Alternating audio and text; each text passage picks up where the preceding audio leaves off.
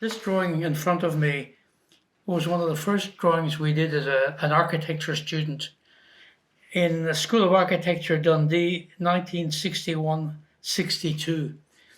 It's a drawing in pencil on Whatman, and I still have it, and I can't believe that we did it. What we did, the very first thing when we were enrolled as architecture students, we had to buy a double elephant T-square, ebony edged, same one, and a double elephant drawing board with an ebony edge, which I don't have anymore. And a double elephant size is slightly bigger than an A1 sheet in modern language. So this is Whatman. We were drawing on this, and the originally, as I recall, we must have just used an ordinary pencil, and we had a sharpening knife or a pencil sharpener, and we also had a little pad of sandpaper that used to, and you'd, of course, you end up trying not to get the dust all over your pages.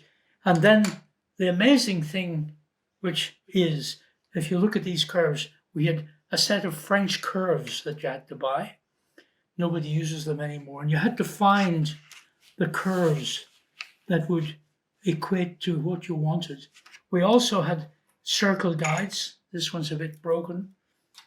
That you could draw some of these things. And in fact, each one of these letters has got a pinpoint in the middle of them. And one of the first things we had to buy was a drawing set, which is mostly for ink, but there was pencil components in it. So here we have a set of spring bows, I think they're called, and you have to try and make the curves. I'm using the pin point that's in the Whatman paper, and you have to obviously keep the pencil really sharp, and to do this without showing the line connections that you made. Amazing. The other thing I should mention is these amazing things called French curves, and this was a flexi curve, which actually not very precise, but you can use them to draw curves. And I think on some buildings I've designed since then, when I had organic curves, you could draw an organic curve without having to wobble with your hand, free hand. You also had spring bows, had an ink technology, which we did use, and I'm going to now try and use that, and also one of the pens, which we never used. Technology passed them by. This is messy. So I'm going to lean over, can I, and pick up a bottle of black ink, which I've recently purchased. Very, very tricky. This is unbelievably difficult. Bit more ink, being super careful. Steady hands, lots of ink now. Put the top back on. Close this down. Oh, typical problem. How you draw so desperately difficult. Let's see if we can get this to work perfectly. Look at that. A perfect circle with ink, with great difficulty. I'm going to just wipe this and put it back in the case, but later this is all going to have to be washed out. I will then also demonstrate in the same way these drawing pens, same process. Ooh, look at this. Ooh, why we've got a dirty cloth here, ink all over the place. And ink in the pen, yes. Try and get the top back on this. Put it away safely out of the way. Ink still on the drawing board. We'll sort that out in a minute.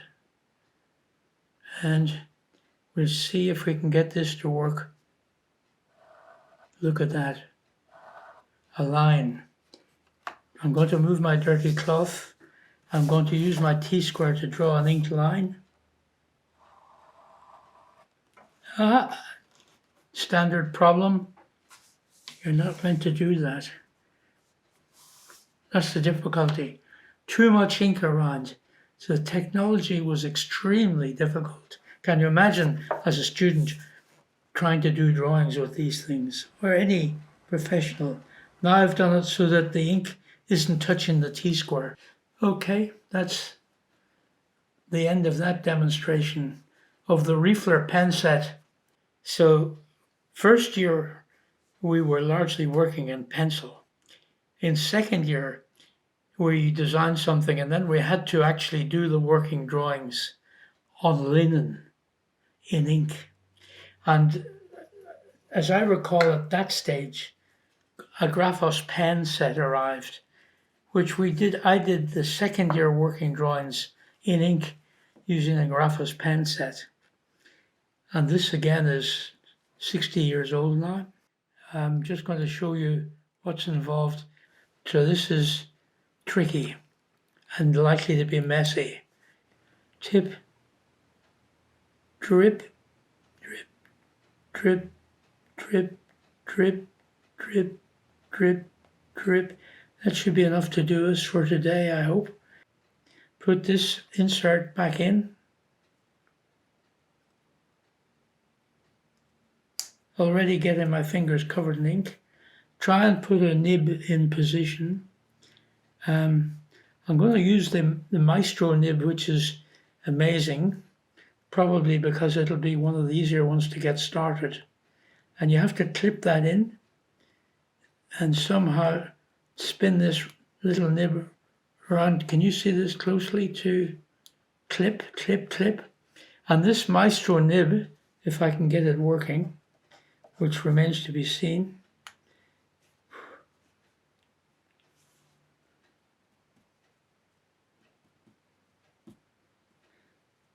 Is there something happening here? We're waiting for the ink to come down out of the handle into the nib. And yes, there is something happening. In the meantime, right? Oh, let's see this in full Technicolor. This is really amazing. This is a Graphos pen drawing a line 10 mil wide. I hope it was working. It stopped working. Aren't they a bit temperamental? Let's go again. Oh, temperamental. Why has it stopped working? Should work now. Should work now. Here we go. On the tracing paper.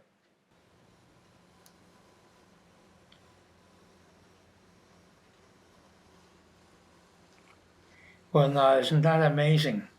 A 10 mil wide line.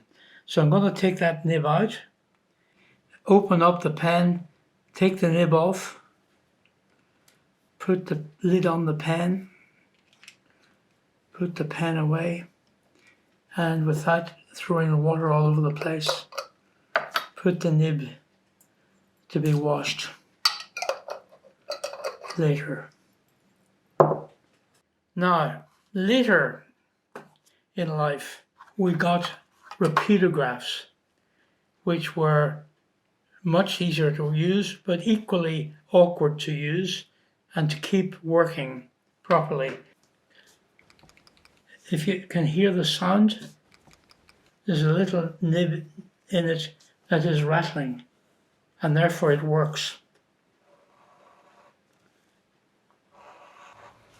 Much easier to use than Graphos pens. However, if I pick this one up,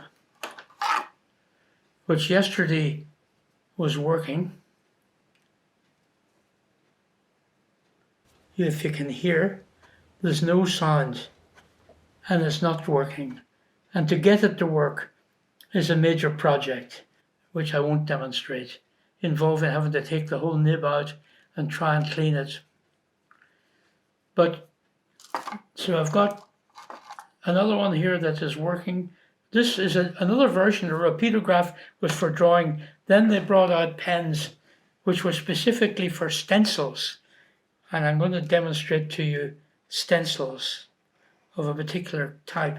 This is a stenograph stencil pen for which we used to do lots of. That pen fits this perfectly and it's working great. So I'm going to do A, B, C, D, E, and the F is part of the E, F, G, H, etc. And so you end up with beautiful lettering. We used to do miles of this stuff. And look here on the bottom underneath, I've got big stuff that was done with a 1.2 repeatograph or stenograph pen. The other thing I wanted to demonstrate just while we're on pens is another magic tool that appeared later in life. One of the first things we had to do, you had to have by your side an old-fashioned razor blade, so that if you made mistakes like this on tracing paper. Now the other great tool that appeared somewhere halfway through my course is a glass fiber eraser, which you used to get bits of glass fiber in your fingers, but you could wipe out mistaken ink lines like this, and this thing here also enabled you to very precisely remove some ink lines that you wanted to get out. So this is a glass fiber eraser, and it became a godsend to our architecture students when you made mistakes. And of course, you did need an ordinary old eraser to tidy up the mess afterwards. I have a set of 2-inch copper stencils with letters cut out, N for number, H for history, J for Johnston, okay? And if the early Corbusier drawings, there was a very refined copper stencil with classic Roman lettering. But I want to show you, if I can, how to use these. So there's a bit of vulgarity involved here. I actually have to spit. This is a pad of solid stencil ink, permanent and durable, Tiger brand, 1960 something, heavily used. And you have a stipple brush, which you've got to get working. And then you do lettering.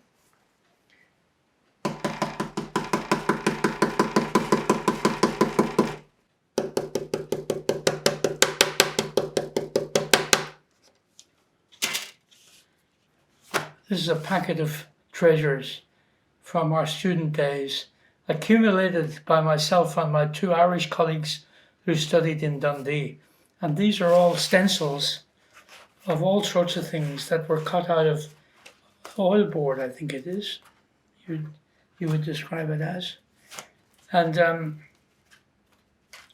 we'd letters, but we'd all sorts of figures like people, arrows, north points. And some of these have occurred in my drawings. If I can find, there's cars. If I can find the one of the people.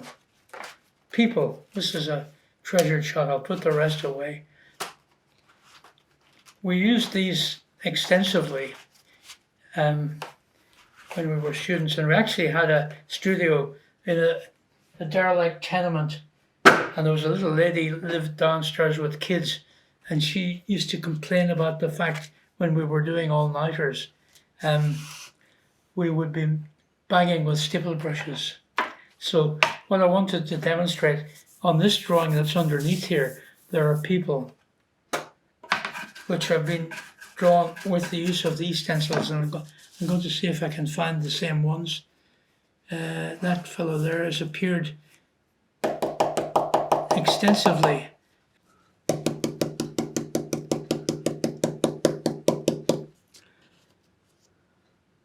Not very good. We used to have to fill in the heads with a pen that worked.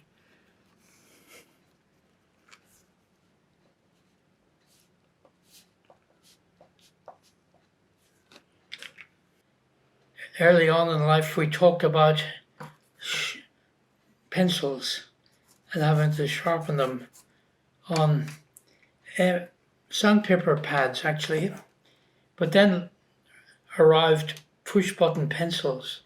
And I actually think the early ones had a hole in the top of them that you could sharpen your pencil in it, which wasn't all that good.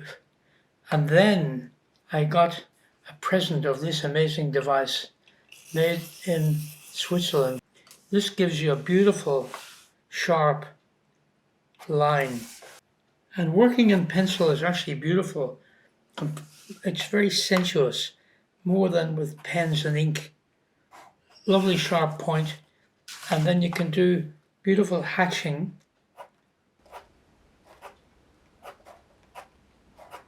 And very often you roll the pencil so as you're keeping the sharp edge nearest the paper. By nice drawing, particularly in pencil, you could get the sense of a piece of architecture or the atmosphere of a piece of architecture. In this drawing, which is underneath, I'm tracing over it, you have stripes of pencil at various varying centers, which could be board marked concrete on it with irregular formwork, something very nice. And then over here, we've got the shadow of the building coming through there, boom. And you can do shadows, very fine line, nice sharp pencil. And I suppose with experience, I used to be able to draw brick courses at 75mm centers or 4-inch centers or whatever it was, without measuring them in pencil. So this is a brick wall I'm drawing. Keep rolling the pencil to get a sharp line. And then of course, with pencil you can lapse into beautiful freehand stuff. This is vegetation.